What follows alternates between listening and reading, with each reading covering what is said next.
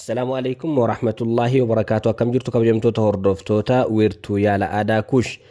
Guyyaa har'aa qoricha ajaa'ibaa, qoricha faayidaa hedduu qabu, qoricha dinqii yookaan muka raajii jedhamuudhaan kan beekamu biyyoota Jarman, Greek, Chaayinaa, Jamaayikaa, Hindii fi biyyoota garaagaraa keessatti muka akkaan beekamaa ta'e miracle leaf jedhamuudhaan yookaan leaf of life jedhamuudhaan kan beekamu muka dinqii tokko qabannee dhufnee jirra. Kunoo akkaataa fayyadama isaa wajjin viidiyoo qulqullina qabu wajjin isinii dhiyeessinee jirra. Hedduun keessan akkaataa fayyadamaa gaafachaa turtanii faayidaa isaas kan gaafataa turtan kunooti asirratti ilaalaa. Namni qalbii qabu, namni qaroon mallaqa baasuu dhiisee qoricha kana itti fayyadamaa jechaadha.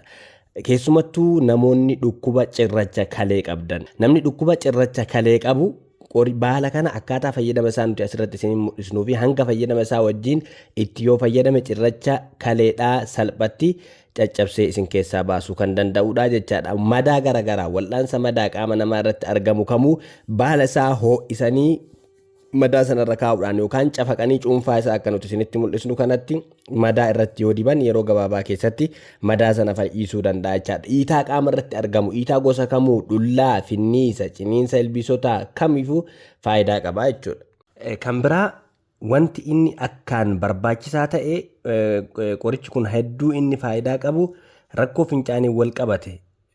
Baala isaa kana cuunfanii cuunfaa isaa kana dhuguu qofaan rakkoo ujummoo fincaanii, fincaan nama gubuu, fincaan ariifachiisuu, dugda nama dhukkubuuf akkasumallee afuuffee fincaanii irratti infekshinii gosa kamuu kan jiruuf isa kana muka kana baala kana cuunfita tumtanii cafaqxanii cuunfitanii kan fayyadamtan taanaan guutumatti isinirraa dhaaba. Inni biraa immoo dhiibbaa dhiigaati. Qoricha dhiibbaa dhiigaa nutti maayichaa kan turtanii yeroo hedduu dhiibbaa dhiigaatiif qorichi baala asii gaditti isin argitan kanaa jechaadha. Inni biraa dhangala'aa qaama saalaa dubartii keessaa jigu kamiyyuu dhangala'aa qaama saalaa dubartii keessaa bahu kan foolii badaa qabu baala kana dibachuu fi akkasumallee garatti dhuguudhaan guutumatti rakkoo kana isinirraa dhaabuu danda'a jechaadha. Inni biraa kintaarotiidha. Dhukkuba kintaarotiitiif dawaan maalidha jettanii gaafataa turtan.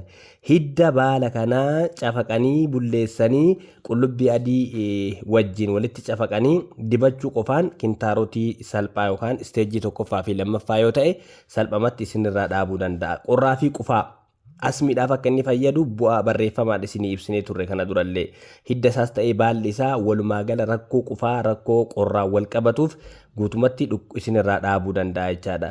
Dhukkuba garaa fi mar'imaanii rakkoo dhukkubbii garaa baala isaa kana cuunfanii cuunfaa isaa kana akka nuti isinitti argisiisnu kanatti fayyadamuu qofaan rakkoo dhukkubbii garaa kamuu isinirraa dhaaba. Kaansarii gosa hundumaaf dawaadha wanti kun. Kaansarii gosa hundumaa, kaansarii dhiigaa, kaansarii gogaadhaa, kaansarii harmaa kan dubartootaa akkasumallee kaansarii mar'imaanii hamaa kan ta'e jechaadha. Isa kanaaf dursee ittisuudhaa fi akkasumallee erga dhukkubsatanii faayidaa guddaa qaba. Namoonni kaansarii qaban baala isaa gogaa kana goggogsaniillee ibidda irratti gochuudhaan ulachuudhaan jechuudha. Baala isaa kana ulachuudhaanis faayidaa qaba. Akkasumallee gogsanii akka shaayiitti danfisuudhaan dhukkuba kanarraa bilisa ta'uu dandeettu jechaadha. Namoota yeroo fincaan wajjin dhiigni bahu akkasumallee rakkoo hormooniidhaan wal qabate rakkoo hormoonii kamuu hormoonii dhiiraa haa ta'u hormoonii dubartootaa. Hormoonii dhiiraa yoo jedhamu testosteroonii fa'aaf jechaadha. Hormoonii dubartootaa hormoonii hormaataa haa ta'u walumaa gala rakkoowwan hormoonii hundaaf nama fayyada. Akkasumallee baalli kun rakkoo dhukkubbii qaamaa qofa odoo hin taane dhukkuba sihiriitiif budaaf jinniidhaaf illee faayidaa qabaa jechaadha. Kan biraa immoo dhukkuba sombaa fi ujummoo qilleensaatiin wal qabatu asmii yaaluuf baala isaa fayyadamuun ni danda'ama jechaadha. Dabalataan namoonni dhukkuba sukkaaraa qabdan dhukkuba sukkaaraa baala jirmaa fi hidda isaa walitti cafaqanii cuunfaa maankaa shaayii kana tokko yoo fayyadaman rakkoo dhukkuba sukkaaraatiif illee akkasuma faayidaa qabaa. Gogiinsa garaa nama gogiinsa garaa qabu konistipeshinii rakkoo yeroos mana sagaaraa seentu sa'a tokko si tursiisu daqiiqaa 30 si tursiisu akkasumattuu gadi ba'uu didu yookaan ammoo sagaaraa wajjin dhiigni kan ba'uuf cuunfaa baala kanaa dhuguu qofaan rakkoo gogiinsa garaa ofirraa dhaabuu dandeettanii jechaadha. Summii adda addaa dhiiga keessa yoo jiraate, tiruu keessa yoo jiraate, rakkoo summii adda addaa qaama namaa keessa seenu, summii alaa seenu haa ta'u, nyaanni kan namatti summii uumu haa ta'u, akkasumallee xannachoota adda addaa irraa summiiwwan qaama namaa keessatti uumaniifillee akkasuma faayidaa qaba jechaadha. Madaa adda addaa sharariitii qaama namaa madeessiteefillee akkasuma faayidaa qaba. Luka namaa kan babbaqaqe lafee cabeef, qoonqoo nama dhukkubuuf, dhukkuba narvii yookaan dhukkuba rihii.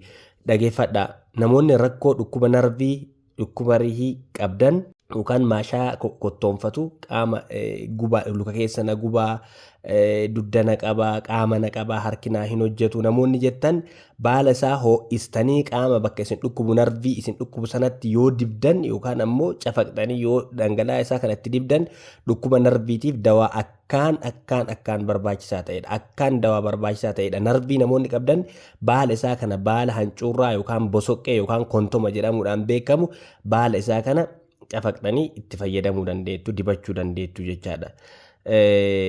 Gogaan namaa bakka gogaan namaa rakkoo qabu maadaatii qabaatee maadaatii gogaatiif akkasuma bugurii yookaan ammoo finniisa fuula irratti yaa'uuf kan hundumaaf ni tajaajila. Ammallee madaa garaachaa gastric ulcer namoota garaachi keessan sababa asiidiin ol ka'uuf madaa'uu danda'u yookaan ammoo asiidiin baay'achuu hydrochloric acidiin garaacha keessatti baay'achuudhaan rakkoo garaachaatiin wal qabatee akka amma isinitti argisiisnu kanatti baala isaa cuunfitanii cuunfaa isaa hamma isinitti argisiisnu kana ganama garaa duwwaatti yoo fayyadamtan rakkoo garaachaa wal qabatu guutumatti isinirraa dhaabaa jechaadha. Dawaan nuti isinii qabannee dhufne kun maqaan isaa hancuurraa yookaan bosoqqee jedhama. Naannoo tokkotti kontomallee jedhamee ni beekama. Bixxuullee ni jedhaniini. Walumaa galatti baalli isaa asirratti mul'atee jira waan ta'eef hancuurraa jettus kan bosoqqee jettus kan kontoma jettus kan bixxuu jettus akkaatuma maqaa keetiitiin akkaatuma beektuun itti fayyadamuu dandeetta.